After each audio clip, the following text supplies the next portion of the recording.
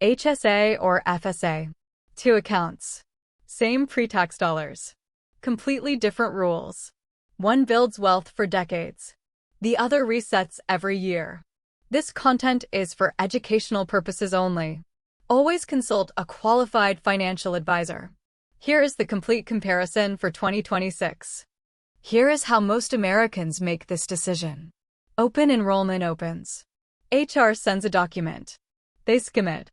They pick what they had last year or whatever their coworker mentioned. And they never understand that one of these accounts belongs to them permanently and the other does not. The HSA rolls over indefinitely. No deadline. No expiry date. A balance you build in 2026 is still fully accessible in 2036. You can invest it in index funds. It compounds tax-free for decades. It moves with you when you change jobs. It stays with you when you retire. The FSA resets to zero every year. Whatever you contribute must be spent by your planned deadline. There is no investment option. No compounding. No building. The cycle repeats every 12 months. When your employment ends, your FSA access ends with it. These are not minor differences in account features. They describe two completely different financial tools that happen to share the same enrollment window every year. The employee who chose an FSA every single year when they were HSA eligible, who never invested a balance, who lost unspent funds annually, may have missed tens of thousands of dollars in compounding tax-free wealth over a career. Not because of bad decisions. Because of one uninformed decision at open enrollment that was never revisited.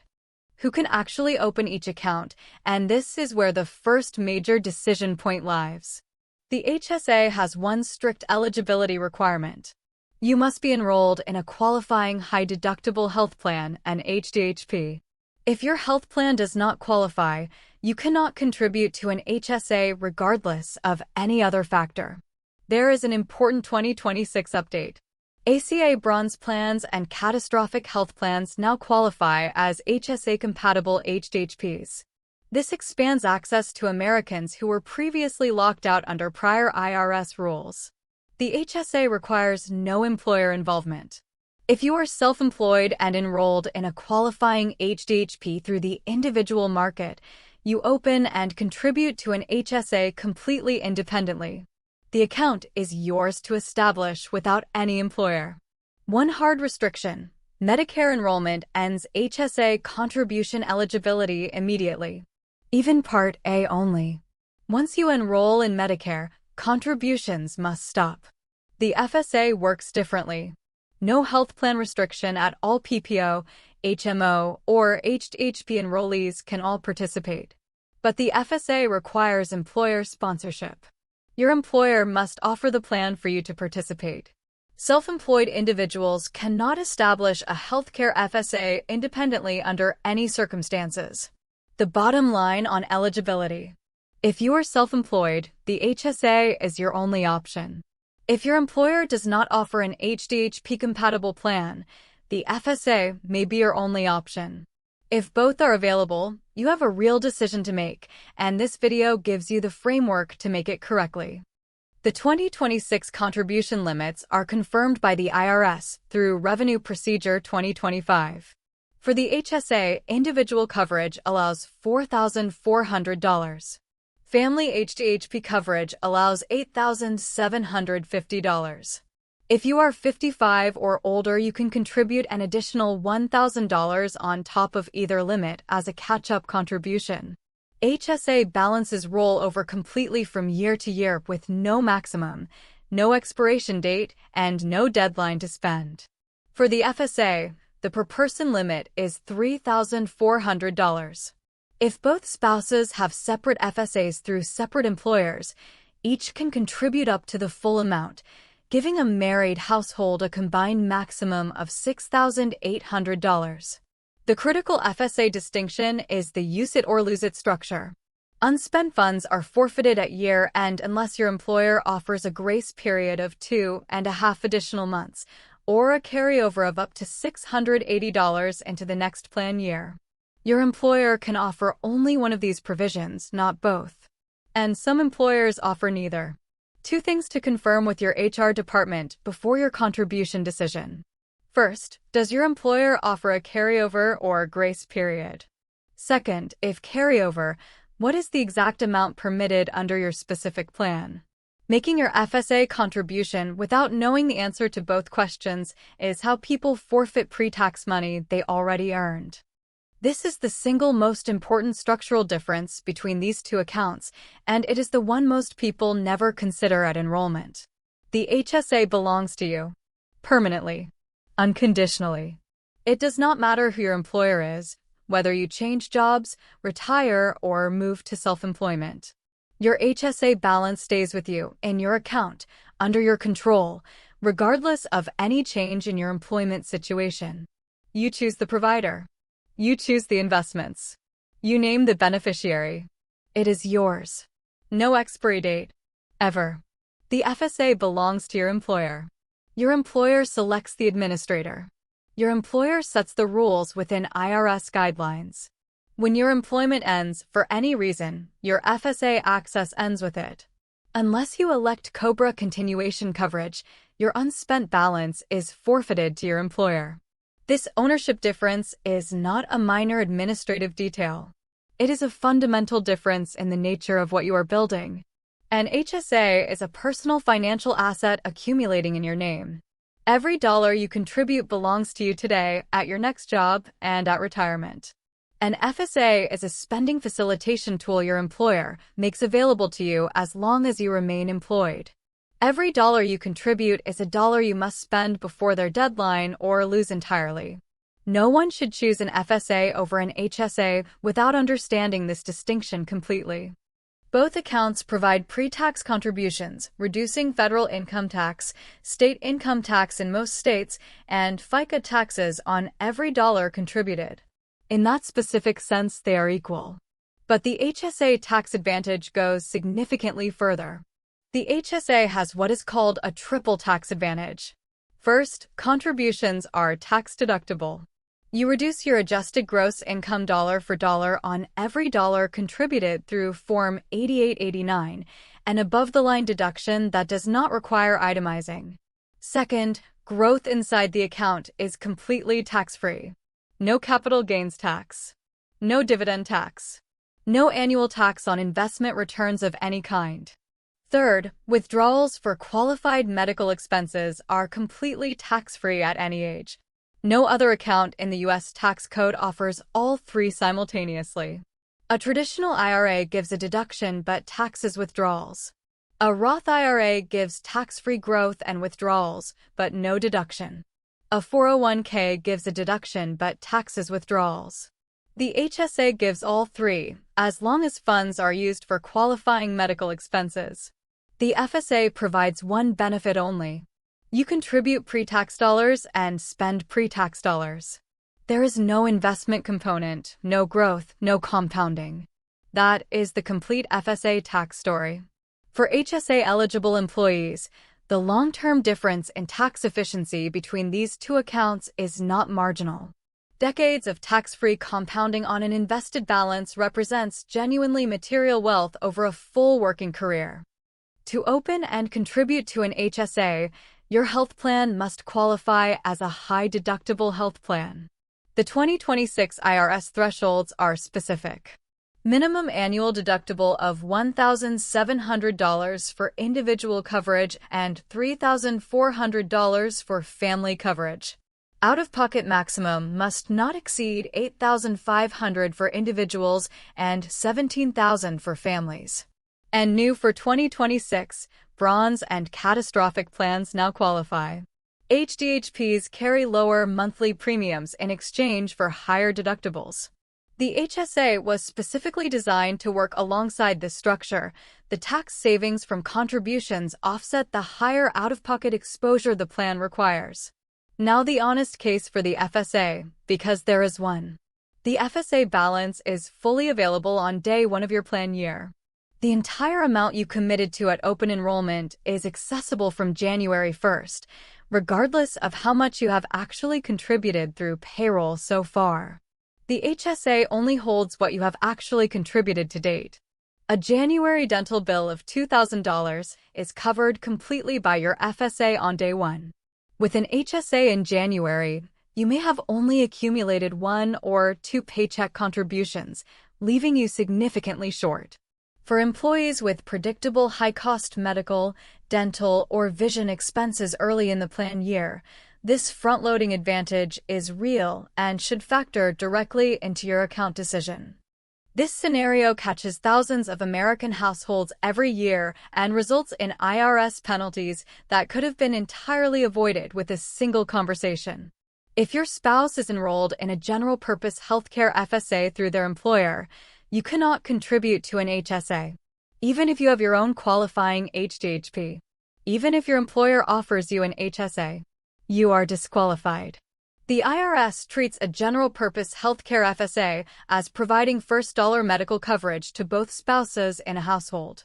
This disqualifies HSA contributions for either spouse, even though it is your spouse's account, not yours. Both spouses can be making individually reasonable enrollment decisions and unknowingly disqualifying each other from the more valuable account at the same time.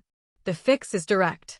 Your spouse switches from a general-purpose healthcare FSA to a limited-purpose FSA, which covers only dental and vision expenses. Because it does not provide general medical coverage, it does not disqualify HSA eligibility for either spouse. Both spouses preserve full HSA access immediately. Before open enrollment closes, both spouses must review each other's benefit elections together, not independently. This single conversation, done once per year, can preserve years of compounding tax-free HSA growth. If you discover mid-year that your spouse's FSA has already disqualified your HSA contributions, consult a qualified financial advisor immediately. Excess contribution penalties are time-sensitive and compound the longer they go uncorrected. Can you hold both an HSA and an FSA at the same time? The answer depends entirely on which type of FSA. HSA combined with a general-purpose healthcare FSA, not allowed. This is the firm IRS rule with no exceptions. A general-purpose FSA disqualifies HSA contributions entirely. No workaround exists for this combination. HSA combined with a limited-purpose FSA allowed. The LPFSA covers dental and vision expenses only. Because it does not provide general medical coverage, your HSA eligibility is fully preserved. This is actually the optimal combination for high earners who want to maximize HSA investment growth while capturing additional pre-tax dental and vision spending power simultaneously. HSA combined with a dependent care FSA allowed. The DCFSA covers childcare and dependent care expenses only. It operates in a completely separate category with zero impact on your HSA eligibility. FSA only with no HSA, allowed on any employer plan regardless of health plan type. No HDHP required. The only prohibited combination is the HSA paired with a general healthcare FSA. Every other combination either works or is irrelevant to your HSA status. If you are HSA eligible and want additional pre-tax dental and vision spending power, ask your HR department whether a limited-purpose FSA is available alongside the HSA. The LPFSA and HSA combination is significantly underused and genuinely powerful for households with consistent predictable dental and vision costs every year. The HSA is the only account in the United States that functions simultaneously as a tax-free medical fund and a long-term retirement vehicle. Understanding how to use it as both is what separates financially sophisticated account holders from everyone else. Step 1. Invest. Once your HSA balance reaches $1,000, move the excess into low-cost index funds. Growth inside the account is 100% tax-free. Let it compound untouched. Step 2. Pay out of pocket when you can. When you can afford to pay current medical bills from your regular income, do it. Let the HSA balance stay fully invested and continue growing. Every dollar that stays invested instead of being spent today is a dollar compounding tax-free for years or decades. Step 3. Save every receipt. The IRS has no time limit on HSA reimbursements. You can pay a medical expense today, save the receipt, and reimburse yourself from your HSA 10 or 20 years from now, completely tax-free. Your invested balance grows for 2 decades. You withdraw it later using receipts from years ago. This is completely legal and fully IRS compliant. Step 4. Age 65. After 65, withdrawals for medical expenses remain completely tax-free. But withdrawals for any non-medical purpose are simply taxed as regular income with no penalty. Exactly like a traditional IRA. The HSA becomes a fully flexible retirement account with a permanent tax-free medical withdrawal option built in. 7 situations where the HSA is clearly the right choice. Work through each one honestly. You are enrolled in an HDHP or willing to switch to one. The health plan requirement is the first gate. If you can meet it, the HSA advantages are substantial. You want to build long-term tax-free wealth alongside your medical coverage. The HSA is not just a medical account. Used correctly, it is a tax-advantaged investment vehicle that compounds over your entire working life. You are self-employed. The FSA is not available to you independently under any circumstances. The HSA is your only option for a dedicated tax-advantaged medical account. You change jobs regularly. You need an account that moves with you regardless of employer. The HSA does. The FSA does not. You are planning for retirement medical costs. Healthcare in retirement is one of the largest and least planned financial exposures Americans face. An HSA invested and grown over decades is purpose-built to address it. You have low near-term medical costs and can pay out of pocket. This allows your HSA balance to stay fully invested rather than being drawn down for current year expenses. You want maximum investment flexibility and control over your money. With an HSA, you choose the provider, the investments, and the strategy. It operates like a personal investment account with tax-free medical withdrawal capability built in. If 4 or more of these apply to your current situation, the HSA is the right account. 7 situations where the FSA is the right choice. These are legitimate reasons, not consolation prizes. There are real scenarios where the FSA serves you better. You have predictable medical, dental, or vision expenses this year. The FSA was built exactly for this. Known, planned spending that you can pre-fund with pre-tax dollars and spend efficiently before the deadline. Your employer does not offer an HDHP-compatible plan. Without HDHP access, HSA eligibility simply does not exist. The FSA is your pre-tax medical spending tool in this situation. You need the full annual balance available on January 1st. If you have a high-cost procedure planned early in the plan year, dental implants, surgery, orthodontics, the FSA's Day 1 full balance access is a real, meaningful advantage. You have a high-cost procedure planned early in the year. Same principle applied specifically. The FSA's front-loading structure was designed precisely for this scenario. Your spouse's plan makes HSA ineligible this enrollment period. Until the limited-purpose FSA switch happens at next open enrollment, the FSA may be your only viable pre-tax option this year. You have dependents with consistent, predictable healthcare costs throughout the year. Predictability is the FSA's strength. If you know reliably what you will spend, pre-fund it pre-tax and deploy it efficiently. Your employment situation is stable.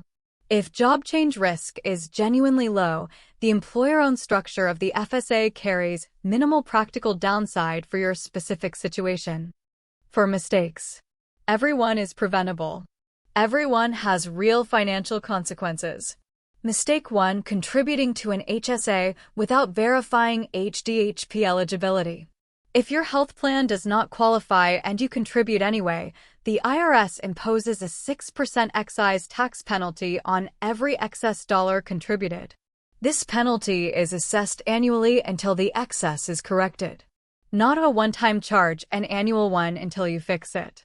Mistake 2: missing the spouse FSA trap at open enrollment. It is always discovered at tax time after significant contributions have already been made and the correction window has closed for the year. The solution is reviewing both spouses' benefit elections together before open enrollment closes. One conversation prevents an expensive, time-pressured correction. Mistake 3. Treating the HSA as a pass-through spending account and never investing. This approach captures only the immediate contribution tax savings and loses the compounding benefit entirely. The HSA's long-term wealth potential only activates when the balance is invested. Once your balance exceeds $1,000, invest the excess without exception. Mistake 4. Contributing to an HSA after enrolling in Medicare. Medicare enrollment ends HSA contribution eligibility immediately, including Part A enrollment alone. Contributions made after Medicare enrollment are treated as excess contributions subject to the 6% annual penalty. If you plan to delay Medicare enrollment, consult a qualified financial advisor about the timing implications before making that decision. Here is the complete side-by-side summary of everything covered in this video. The HSA requires an HDHP for eligibility. Belongs to you permanently, not your employer. Contribution limits of $4,400 for individuals and $8,750 for families in 2026. Rolls over with no limit and no expiry date. Triple tax advantage, deductible contributions, tax-free growth, and tax-free medical withdrawals. Builds long-term retirement wealth through the age 65 non-medical withdrawal provision. The FSA works with any employer-offered health plan, no HDHP required. Owned and administered by your employer, access is tied to your employment. $3,400 per person limit with a maximum carryover of $680 where the employer permits it. Single tax advantage, pre-tax contributions only. Designed for short-term planned spending with no investment component and no compounding. The right choice between these two accounts depends on 4 things: your health plan type and whether HDHP access exists, what your employer offers and administers, your near-term medical costs and whether early year access to a full balance is important, and your long-term financial goals and whether building tax-free wealth alongside medical coverage is a priority. There is no universally correct answer. There is a correct answer for your specific situation. What changed today is that you now have the complete information to identify it at this open enrollment and every one that follows. Always consult a qualified financial advisor. That is the complete HSA versus FSA breakdown for 2026. Every rule, every limit, every advantage, every trap, every decision framework you need. If this gave you clarity on a decision you have been making without full information, subscribe to Gold Cipher. New financial intelligence breakdown every week, where serious money begins.